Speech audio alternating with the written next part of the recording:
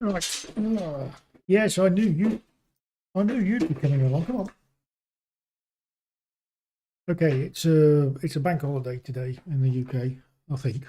Um,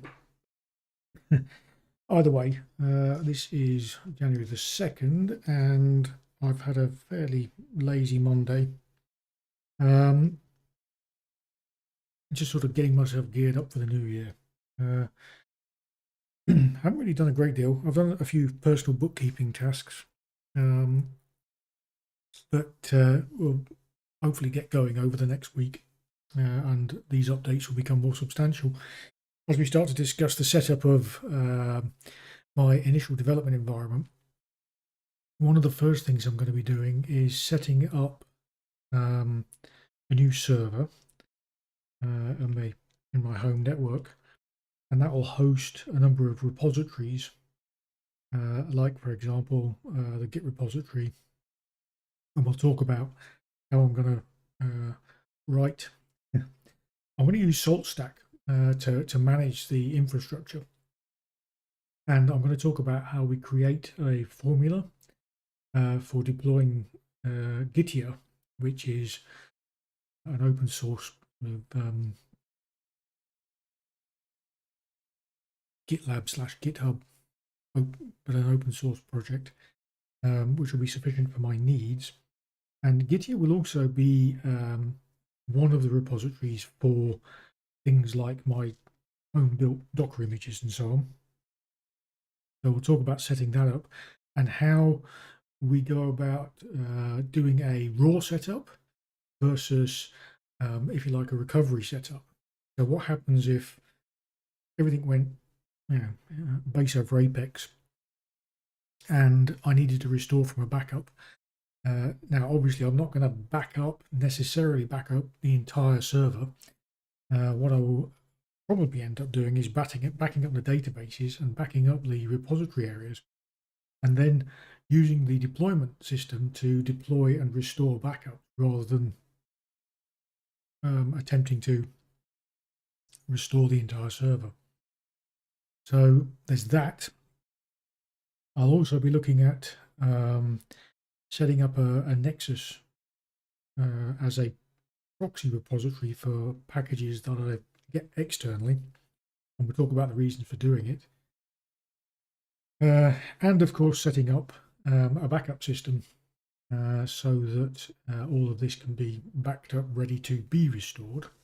And then we'll run through an exercise of actually doing a backup and restore, so we can confirm that everything works the way it's designed to work. But along the way, we're going to also talk about things like setting up a development environment for developing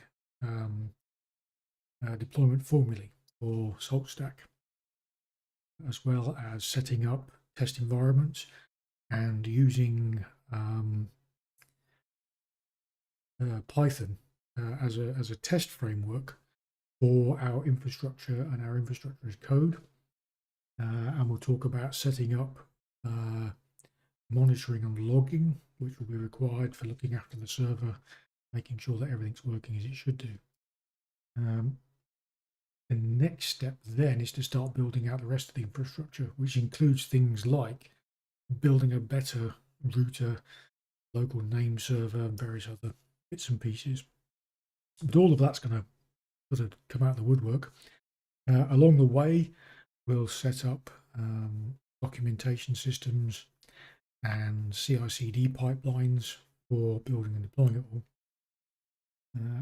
Then I'll probably play around with taking an old, very old Mac Pro, seeing if I can get that working as a Proxmox, and build a sort of simple little Proxmox home lab around that. But I don't know. Depends if the mood takes me or not. Once we get to that point and we've got a sort of core environment in the home network side of things, I'll take a look at starting to build out cloud infrastructure for a couple of the other ideas I've been having. And we can talk about pros and cons of various development approaches. and everyone can sort of throw rocks at the ideas, which is fine, because, and here's an important point, whatever you design today will be out of date almost certainly by the time you implement it, even if you're using, agile techniques and building stuff out today. You'll find that new technologies will become available, things that you're not aware of, technologies you're not aware of, and somebody will say, well, why didn't you use X, Y, Z? I think you might have good reasons for not using the technology. You may have heard of it. You may not have heard of the technology. The point is not to become discouraged. Everyone on the internet is an expert in what they know, and I tell you what it is. It's what I call the Lotus Notes problem. There used to be a very popular product called Lotus Notes. I don't know if it may even still exist. I've not heard people talk about it. Or if you're slightly later, the SAP problem, or if you're even later, the Salesforce problem.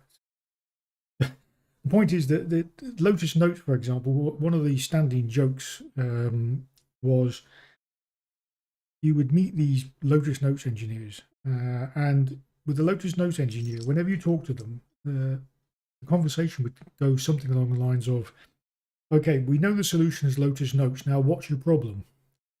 The point being that that's completely the wrong way to approach problems.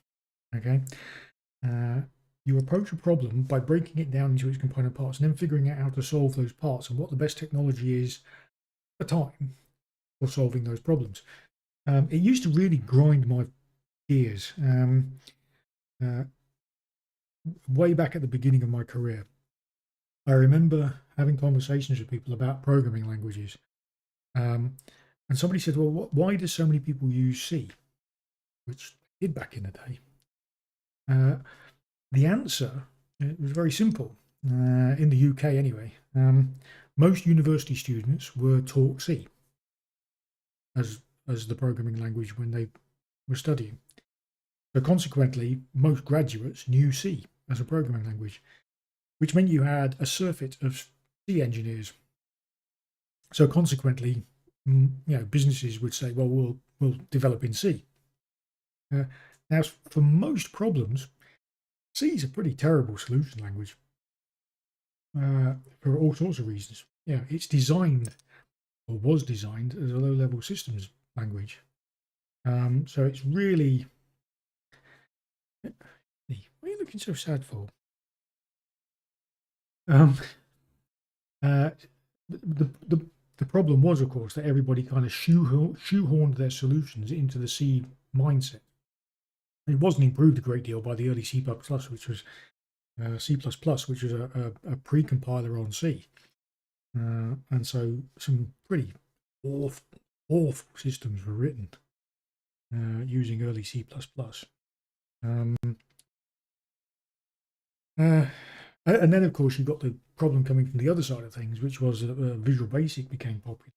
And with Visual Basic, the problem was that people who were not trained software engineers, i.e., normal users, would learn some really basic Visual Basic stuff and think then that they knew how to solve complex problems.